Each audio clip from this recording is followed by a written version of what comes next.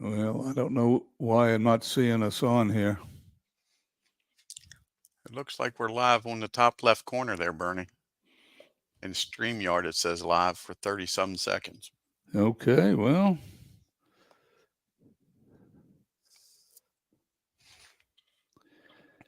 for some reason it's not coming out on my iPad where I monitor this.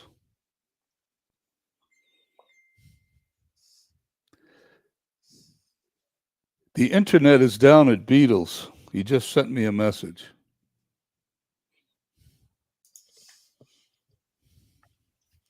Okay, we're live. Welcome, everybody, to the Diamonds and Dice podcast with Bernie Stroum and Beatles Eternally. Today's guests are Steve Tate and Dwayne March. Thank you all for joining us. We had a little glitch here a moment ago. I wasn't sure that we were broadcasting, but we appear to be on. So I'd like to welcome everybody here, including our guest, Steve Tate and Dwayne March. Beatles Eternally is not with us right now. I just received a message from him that his internet was down, which makes it impossible for him to be with us. So our show tonight will be a little abbreviated because about 1/3 of the show is going to be Beatles going over Out of the Park 25, the new release this week that's got the gaming community all excited. Everybody's playing that game and downloading all of uh, Mike's mods and getting everything working and playing Perfect Team and all that stuff. But we're going to do our best without Beatles. And our first guest is Steve Tate. Hi, Steve. How you doing? Doing well. Glad to be here.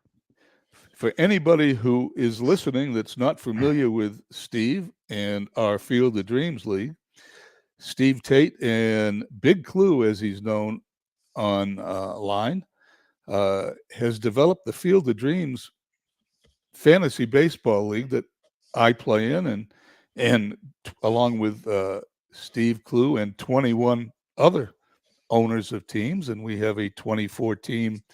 We have two 12-team leagues, 24-team organization in which we play using Action PC Baseball. And quite frankly, when I started in the league, I thought it would just be fun, something to do on the side, adding something that I do. And I found out that all of a sudden it the league consumed me. It was an unbelievably it was unbelievably fun, and it was in my head 24 hours a day. And all I've been thinking about for 2 months is the Vegas Stars baseball team that plays in this league. And that's when I thought that Steve Tate would be a perfect first guest for our episode 1 on Diamonds and Dice to tell us how he came up with the idea and what the origins of the league was, and tell us something about where the league is now and where it's going. So I'm going to turn it over to you, Oh, Steve. It's all yours. well, thanks, Bernie. Yeah, and I would say that there's others in the league like you that are a little obsessed and enjoying it so much that it becomes almost like a disease in a way, right? In a good way. We're really thinking about it and trying to really dig in and enjoy what we've got going on, which is a league that covers the history of baseball and integrates people in based on different years. So I know before coming on, you told me, hey, be ready to talk about the origin. So I'll just tell you how I came to know about the idea. And that was Beatles had his channel. And I stumbled across that a year and a half, 2 years ago, and watched their McGreevy Dead Ball League. I would tune in and just follow along and join in with the chat and get to know people in the community. Along the way, Big Clue came in. Todd B, who's also the manager of the Cleveland team in our league, came in. And it was Clue and Todd B that were really thinking about some ideas about how could we do a draft league that really went outside the box of just dead ball and said, hey, how do we take every player in history and bring them into an all-time greats?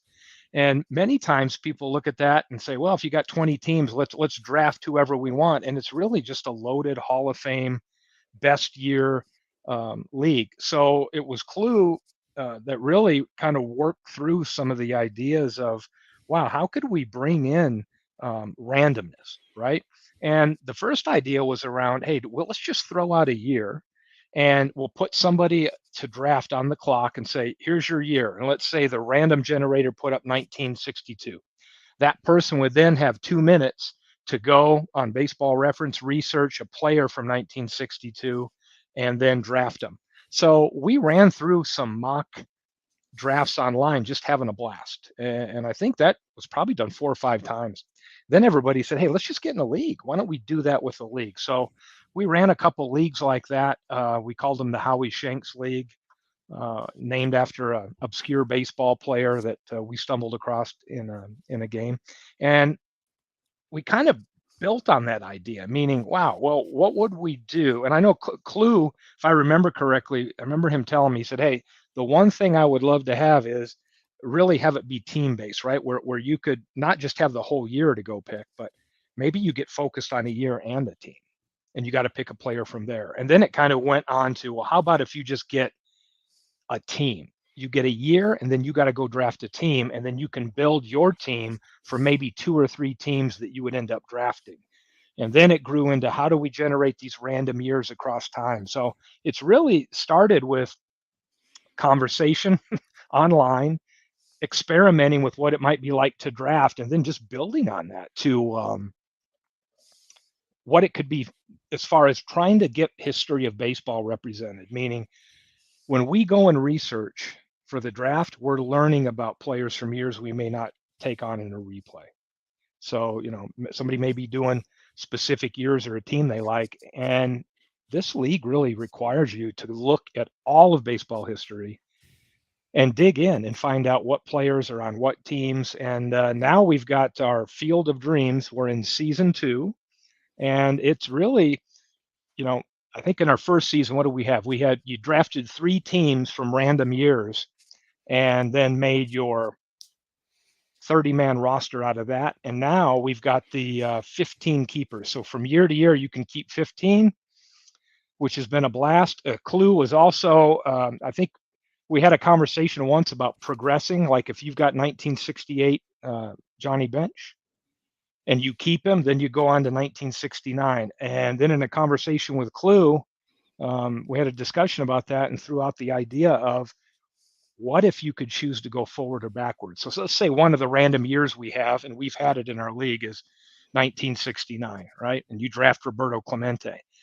Now, if you choose to keep him as one of your 15 players going into the next season, you got to declare whether you're going to move forward and go on to 1970, or you're going to go backwards and go 68, 67, 66. So once you declare the direction you want to take the player, then they're yours until you decide to not keep them anymore. So you could always choose to say, hey, I don't want to protect them on my 15-man keeper list. So it's really grown from just an idea of, hey, how about an all-time greats league? How about some randomness? How about some fun learning about players, and then the research involved in drafting? So I think what we've stumbled across here is a league. It's a centralized league where we have some people broadcast games, but it's not, a head-to-head league.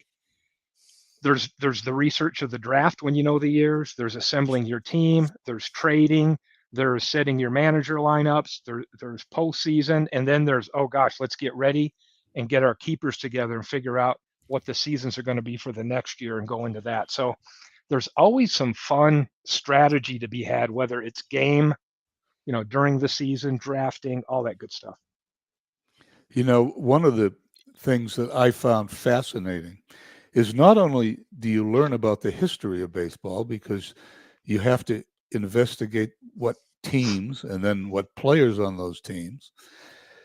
What I find interesting for those people that are active in the league, and of course, as you've mentioned in the past, you don't really have to be active except for the draft, and you have to respond to emails with your keeper list and your roster, but you don't have to. There's nothing else you have to do for the league. You can just sit back and watch the team you draft play. What the byproduct for me is, even more importantly than learning about the history of the players and the history of the game, is how deep the action PC baseball game is and how to learn that computer program. because if you don't understand how that program works, because our games have evolved to the point where the computer managers are running the teams, not a manager live. If you don't understand how that program works, your team, you're not going to get the most out of your team that you could possibly get.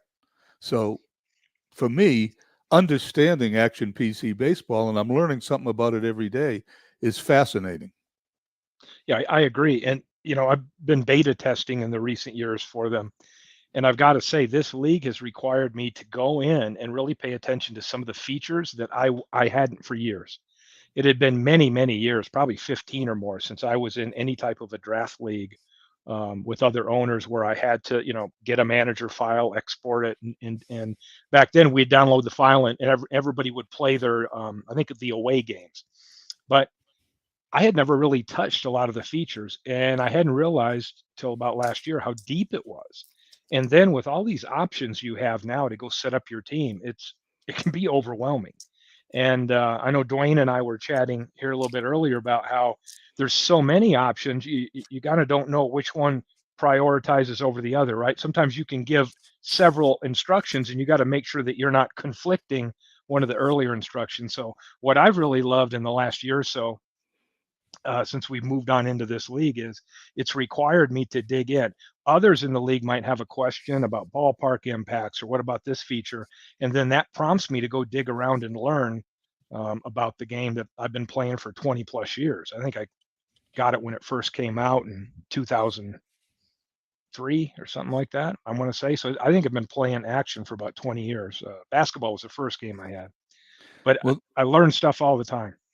well, the first I played in that last Shanks League, and I I took your word for it that all you had to do is be around for the draft, and you could sit back and watch your team play. Well, I drafted what I thought was a great team, and then I sat back and watched my team lose because I wasn't doing anything with the manager file.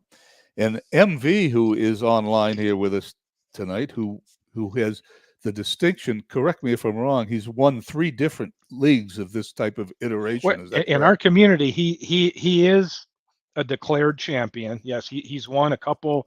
He won season 1 of this Field of Dreams. He's won a Shanks. He's won the original Dead Ball McGreevy that Beatles ran. So he's pretty proud of himself, MV. Well, I have to tell you that he sort of took me under his wing during the Shanks League. I don't know. I think he felt sorry for me because I was bragging about what great players I have, and I kept losing. Yeah. And he taught me a lot about that man. I didn't even know that manager file existed. It was a little thing up top said manager. I don't think I'd ever pushed the button. Yeah. And I never knew what it was. And quite frankly, he's the one who got me going on that. And he taught me a little bit. He didn't teach me enough to beat him, but he taught me enough to get me going. And earlier in the first season of our Field of Dreams League, I got a little better at it. But quite frankly, I'm learning something every day about that manager MV's file. would call him the Mad Tinkerer, but and in some of the early Shanks leagues we were doing, he was the first one I saw really digging in and doing a lot of manager work, and I was kind of sitting back and I was having fun doing what I like to do, right? So which is getting some of the file assembled, doing a lot of photos, player card photos, and all that good stuff. And then all of a sudden, I realized, I'm not really going in and trying to put my thumbprint on the team, right? And it was MV that was able to share some insight with me. And then sometimes he would ask a question or see something that looked off, and I'd be like, "Oh, that's interesting." And so he's always been a mad tinkerer in the lab there, understanding how to get the game to operate. And he's also, I hate to give him credit, I just really do, because I know he's probably out there listening. He Um, is. okay, but he will get the most out of his team he can. And he will not give up easy, and he'll be in there trying to find any type of platoon situation, the right matchup against a certain pitcher. You name it, he'll do everything he can. I've even seen him save a player that has limited innings pitched until his stretch run in September, and then come on heavy with a better pitcher. So he puts a lot of effort and thought into how he assembles the team. And to do that, you have to have a good understanding of the game. What do you think the big differences are between our first season and our second season so far? Now we're into May of our second season now. I have been surprised at the social piece of it, meaning, we're on our Discord there, and sometimes I'll get up in the morning, and it's like 6 a.m. my time, and I'm looking around, and there's 9 people in our voice chat, and they're just talking about the league, who they might want to trade for. They ran a sim, and they can't believe how this person's underperforming. It's just incredible to me. So I would say what's really surprised me is how engaged everybody is, how much fun they're having, and then there's a social identity now with the league. That's terrific. Where do you think the league's going from here? I think the group that we have, the 24, I saw from season 1 to season 2, I think the people that are engaged are going to remain and even get more, and some that maybe haven't had as much time are going to probably be tempted to get in a little bit more, because this isn't a league that's for everybody, but if you love a what if and being able to have players from history spread out over time, some randomness thrown in there, it's just a blast. No, I think that's terrific. Is there anything as far as expansion goes that you think that we might be adding more teams to the league? Interestingly enough, we've had I would say probably about 7 or 8 people inquire based on some of the. I know you've done a good job marketing that on Facebook and different things. Sometimes I'll respond back. I don't hear back from people once I kind of explain what the approach of the league is. But we're at 24 teams right now, which is a great league size.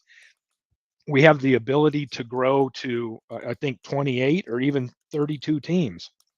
I think that would be great. The main thing is, will we have owners that really love this concept, and if this is their kind of league, I think they could have a blast. I think if we look to go from 24, we should probably look and see if we can get up to 28 teams. Then we can have 4 divisions of 7. Right now we're running like the 1970 season. Basically, we've got 4 divisions of 6 in 2 different leagues, very similar to the 1970 setup. Well, how can people find our Discord if they want to leave a message or join to find out more I about the will. league? I think I can join in on the chat here.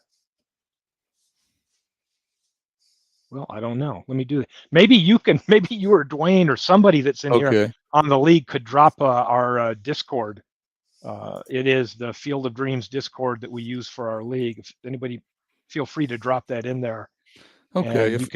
And if I can't do that during the show here, we'll certainly do it on Facebook and later, and it shouldn't be a problem. I want to thank you, Steve, for coming by. Is there anything you want to add to what we've discussed before we move on to Dwayne?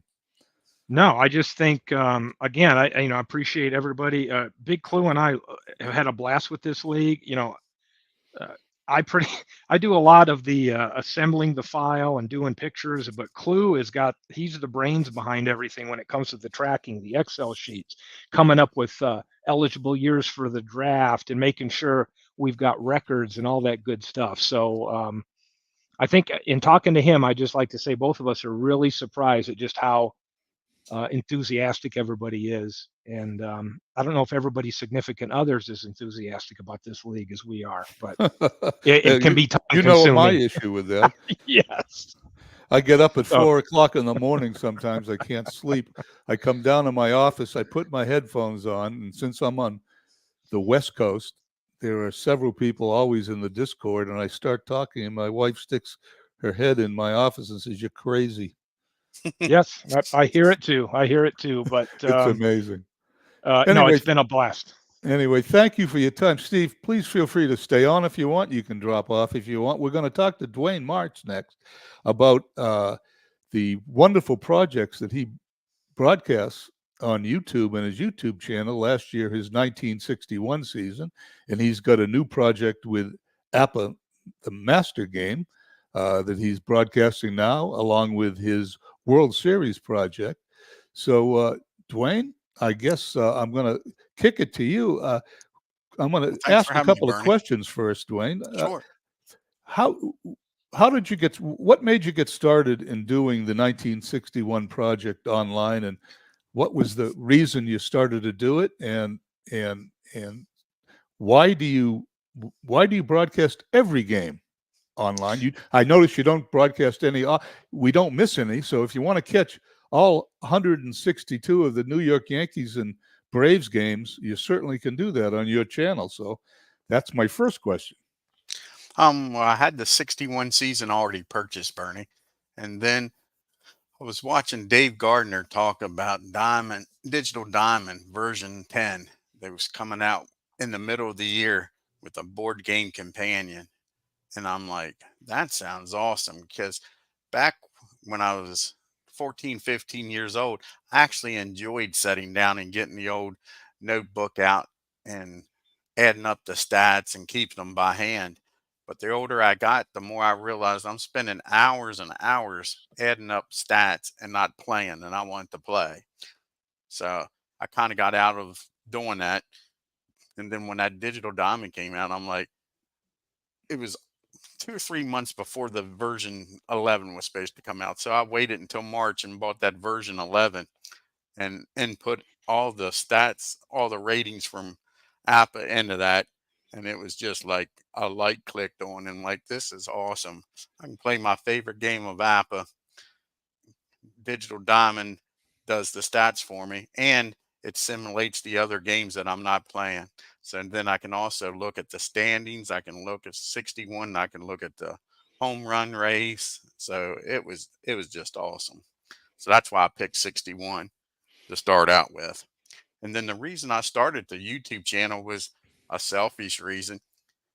Um, I was watching YouTube for red, white, and blue racing for play.com, trying to learn how to play it. And it just clicked. Well, you can use this as a historical reference that I can go back and look at everything I've done, pull it up. Like me and Troy Carter back in the day, we did the 1984 Status Pro football. And to this day, we talk about a few games that we played head to head, but it's just in our head and it's on a piece of paper that he has. When now with YouTube, I can go back and watch the whole darn game. So that's why I got on the YouTube, and that's why I try to do every game I play. I try to record it on YouTube, mainly just for selfish reasons, so I can go back and watch it later if it was a damn good game.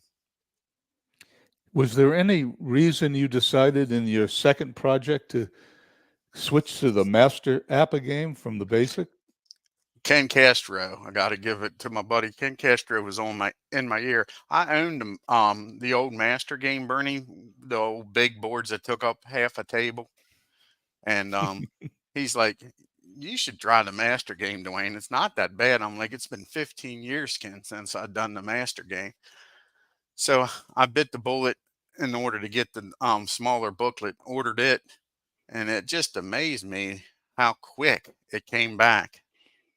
I thought, and I watched ID Gestures do a 2.5 hour broadcast, and I figured it was going to take me an hour and a half to 2 hours, because I told Ken I'm going to do a 7 or 8 games offline. I'm going to pick 2 teams, and since he was a Phillies fan, I was going to take the Phillies and an American League team and play like a 7 game World Series and have him watch me on StreamYard. I played like 2 games, and it was like, this ain't bad at all. I think I got this. And I was texting on Facebook with Ken. I'm like, I think I'm going to go live with it, Ken. If you'll come on and make sure I ain't screwing things up too damn bad. Maybe it's not taking me as long as I think because I'm screwing things up and I ain't doing stuff right. The what do you find the biggest challenges between the basic game and the master game when it comes not to the difference in the games? We all know what the difference in the game is. Oh, most of us would know, but maybe you might want to explain the difference in the game. And what's the biggest issues you have on YouTube broadcasting the basic game and the master game? You know, the basic game is you roll the dice, you get a number, you read the play. The master game's a little more complicated. I would imagine that comes with some issues you have to deal with on YouTube. I think the biggest thing with the master game is as far as broadcasting, is still trying to get a flow. So you don't hear the hold on a second. It's a type thing where the basic game, one roll of the dice, it's a ground ball down the second, throws over the first, the batter's out. You know that. Where in the basic game, it could be, especially on you know what I'm talking about, on the rolls from 16 down to 23. Good possibility of an error depending on how good or bad you are in the field, or you can make a great play. With those plays, you know where it's hit at, but in the master game, you got to get the fielding rating for that individual compared to the team rating. And I thought that was going to be my hang up. And that's why I thought it was going to take me an hour and a half or more to play a game. But it's amazing. Me and Tebow talked. Appa's not trying to get you to buy the basic game and then buy the master game for money purposes. It is immensely helpful if you know that basic board backwards and forwards, because the results in the master game are not much different than the basic game. It's just the fielding rating, and then you got the pitcher rating. As far as, instead of being the A, B, C, or D, you got 0 to 30. That's the main difference, is just those ranges. So if you got that board down, it's really not that bad. Do you find yourself with each subsequent broadcast that you're picking up some time in the Yeah, I broadcast, was or is it the pleasantly same? surprised the other night, Bernie. I think it was an 8-6 San Francisco beat the Braves game. And normally a game like that I thought would be over an hour. And I looked, because I'm the type of guy, if the game's flowing, I don't care if it takes me 2 hours. I don't want a 2 hour game with me mumbling and hold on a second, looking up stats, and me getting frustrated. But if it takes 2 hours to play the game because it took 2 hours to play the game, I don't have a problem with it. And I looked up yesterday and I'm like, I wonder how long that 8-6 game took me. It took me like 40 some minutes. And that's talking before the game starts, doing the start lineup and doing that fast play that I do at the end. So it was probably like a 40-minute game. So I'm pleasantly surprised. You know, And you're in a unique position that a lot of people aren't in, because not only you do the cards and dice on YouTube, which is immensely popular. Uh, uh, not everybody. There seems to be two. I guess what I'm saying, there are two different factions: people that like to watch cards and dice on YouTube, and people that like to watch the digital on YouTube, and they're not always the same audience. You have a correct. unique situation. You also do your World Series project using out of the park baseball. And if you could take a minute to let the listeners know, what are the major differences in doing cards and dice versus digital when you do a YouTube broadcast? The biggest difference for me is the setup. It's no setup. All I'm doing is sharing the screen. So it is so simple with doing cards and dice. And that's one reason I haven't done a race in a while, Bernie, is I got to tear down my setup as far as the baseball setup, move the camera, set up everything that I need for the race, the red, white, and blue, set it all up. So the biggest advantage is, like I say, I click on the computer, share my screen, and I'm up and running. But the main reason I did out of the park with it was cost. I'd have to buy every season to get every World Series, or Appa, give them credit, they do sell almost every World Series. Two teams, they're like $12 a piece. So I can buy out of the park for 30 some dollars and have every World Series. And I think that that game lends itself real well, especially at the beginning, to a dead ball era of baseball.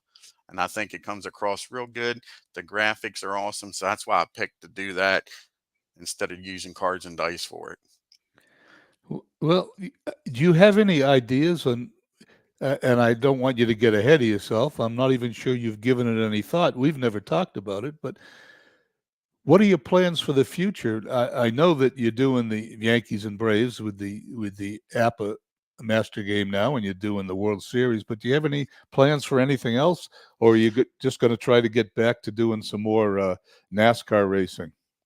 I'm always going to be doing baseball now, Bernie. I'm always going to do that World Series. I figure that's going to take forever and a day to do every World Series because I'm hoping, in a selfish reason, I'm hoping every World Series goes 7 or 9 games just so I can play it more and get to know the players.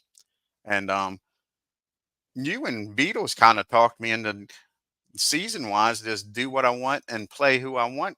Because I thought people cared when they tuned into your channel. They, if 90% of the people out there is Red Sox fans and you're showing the Florida Marlins, they're not going to tune in and watch. And you all are telling me that that's not necessarily the case, that people tune in just to watch the broadcast, not because of a certain team. So I'm going to go with that and pick gears I like. And I'm always going to do an American League team and a National League team. So that way every team gets put on the channel and hopefully every player is seen on the channel at least once. Well, listen, I think that's exciting, and I appreciate you coming on to our episode 1 with myself. Should have been Beatles, but unfortunately, Beatles had some technical difficulty with his internet being out. If people tuned in late and want to know why I'm doing this myself, is because Beatles is probably sitting home listening to this on his telephone. And I can tell you that I miss having my partner here because he's got a lot to add to these conversations. And not only do I miss him, our broadcast is scheduled to go for an hour per episode, and 1/3 of this episode was supposed to be on Out of the Park 25, which is Beatles' specialty, and his McGreevy League. But unfortunately, he's not here to talk about it, so our show's going to run a little short. But I have one final question for you, Dwayne, if you One don't thing mind. Carlos asked a question, Bernie. He He did. asked if I ever get bored. No, that's amazing, Carlos, how I'll, even my Braves in 78 are terrible. My goal in 78 is to get them to 70 wins, and I don't think I'm going to get there. But I'd love rolling the dice and playing APA and seeing what comes out. So no, it's been a blast. And I mean a complete blast. I enjoy playing every game. Yeah. I haven't gotten bored at all, not even close. And I hope that the day that happens is when you won't see me on here, because this is never going to turn into a job where I'm like, I got to go up and play a game because I haven't played one in 2 days. Well, I'm glad to hear that. My question before, and thank you for answering Carlos's question, uh, is I noticed today as I watched you do the 1906 World Series using Out of the Park 25. Are there any differences between 24 and 25 that popped up in your using the That's program today? the dynamic camera angles. I noticed the one I was using, Bernie, I can't find it, that wide low. I can't find it. So I went with just the action TV one, and me just getting used to having following the ball on there, getting used to it. And I'm going to try it for a while. I was talking to Beatles earlier. He's like, "Well, turn it off." Well, I'm not the person that after one game decides whether I like something or not. So I want to give it a good try. I'll probably do the whole 1906 World Series like that, and maybe even 1907, just to see how I like it. Well, before you get too dizzy, I want you to know that done I've done a lot of Out of the Park 24 games on YouTube, and I have shut that feature off because it makes me dizzy following the Yeah, ball. like I say, I did in 24, and everybody's bragging it up in 25, so I figure I'd give it a chance. What I do sometimes, if you don't have follow the ball, you might miss the play, particularly in a corner or something. And what I do is if you run the replay of the play after, if a play is in question and you haven't been able to see it, and you run the replay, it will follow the ball for that specific play, so you'd be Yeah, able that to see it. super whatever it's called replay you're talking about, Bernie. That's the one. Yep, exactly. You're 100% correct. Yep. Well, Yeah, I especially with some of them stadiums that Mike has that has the nooks and crannies. You're exactly right. well, I'd like to thank both you, Dwayne, and Steve for coming on and uh, inaugurating our episode 1 show. Like I said, Beatles isn't here to join in. I certainly miss him today, and I hope his internet comes up quickly. And instead of having an episode 2, I think we're going to have our next show will be episode 1A, when we'll do a 30-minute show on Out of the Park 25, or it may even be a whole hour show. Who knows? But I appreciate everybody joining us and everybody who entered the chat. I'd like to say thank legends, David Lando, MV, of course, the champion of our first year of Field of Dreams, Carlos Yaz. Who else? We had Jeff Hunter came by, and if I'm missing anybody, I apologize. Sports Time Machine was here. Lord Judgment 1818. Brian Hoxie came by. Buckshot was here earlier. And Mike Silver was the first one into the show today. So anyway, I'd like to thank everybody for coming by, and I'd like to thank our guests, Steve Tate and Dwayne Marks. I'd like to tell Beatles eternally that we missed them and look forward to doing the next show with them. And I hope everyone has a wonderful evening. And at this point, we're going to sign off, say goodbye, and I would like to thank once again our guests and our listeners for coming by for show number 1. Have a nice evening, everybody.